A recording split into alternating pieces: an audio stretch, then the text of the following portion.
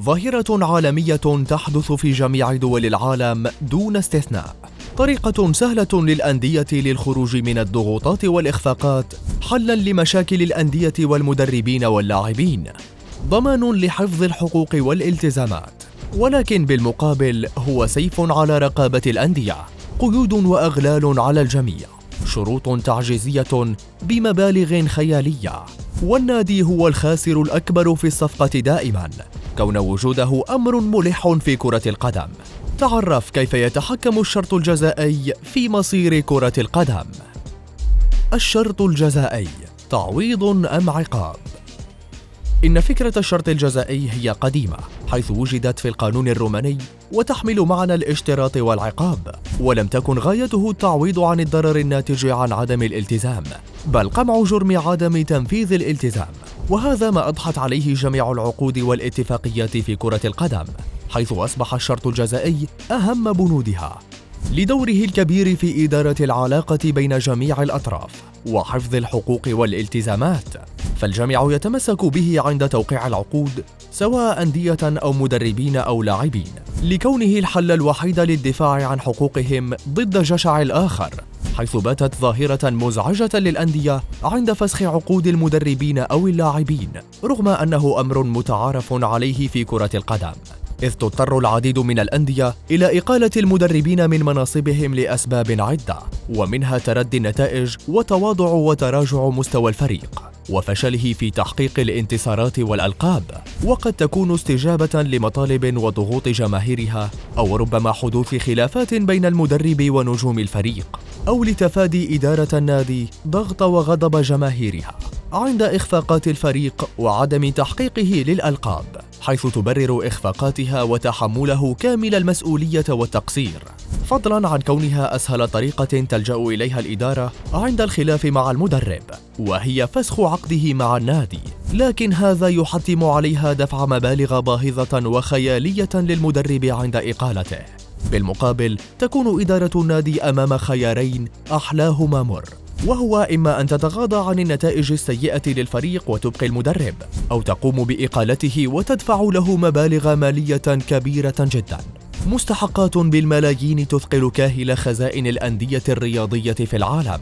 وقد يضطر الطرفين للجوء للدعاوى والمحاكم ليحصل كل طرف أمواله من الآخر، وهذا ما يجعل كرة القدم رهينة الشروط الجزائية، سواء من خلال النتائج السيئة للفرق أو بعدم مقدرة الأندية على تحمل الأعباء المالية الكبيرة للمدربين، وبالأخص في الأزمات الاقتصادية الكبرى التي تجعل الأندية مستسلمة لمصيرها المجهول.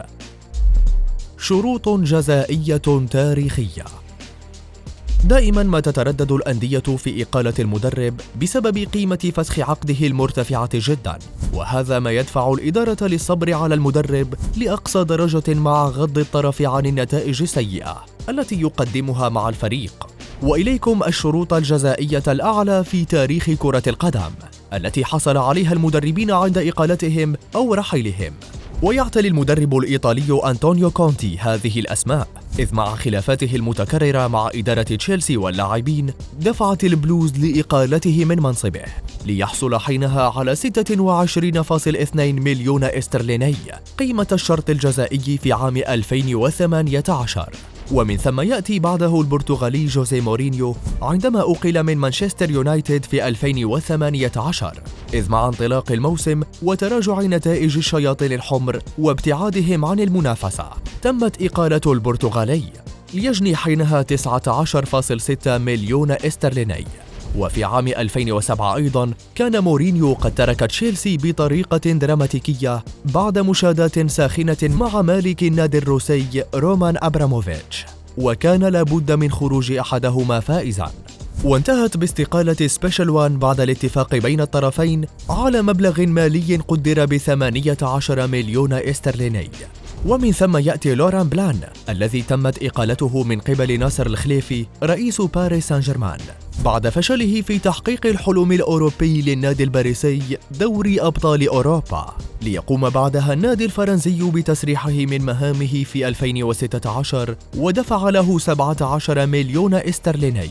وأيضا البرازيلي لويس فيليبي سكولاري من ضمن القائمة، حيث تم الاستغناء عن خدماته من البلوز تشيلسي في عام 2009 بعد 7 شهور فقط من توليه مهامه، بسبب العروض المتواضعة والنتائج الهزيلة التي قدمها مع الفريق.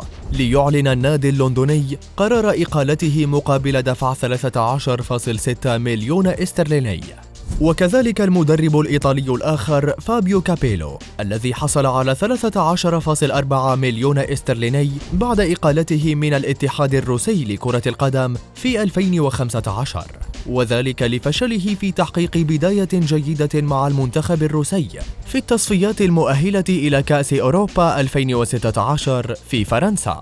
وأيضا الأرجنتيني ماريسيو بوتشيتينو حصل على 12.5 مليون استرليني بعد عزله من توتنهام، وذلك بعد أن ساءت العلاقة بينه وبين دانيال ليفي رئيس النادي، وسوء نتائج الفريق دفعت سبيرز لإقالته في 2019، إضافة للبرتغالي أندري فيلاش بواش الذي لم يكمل موسما واحدا في تدريب تشيلسي لتتم تنحيته عن دكة الفريق في 2012 مقابل 12 مليون استرليني حصل عليها المدرب البرتغالي.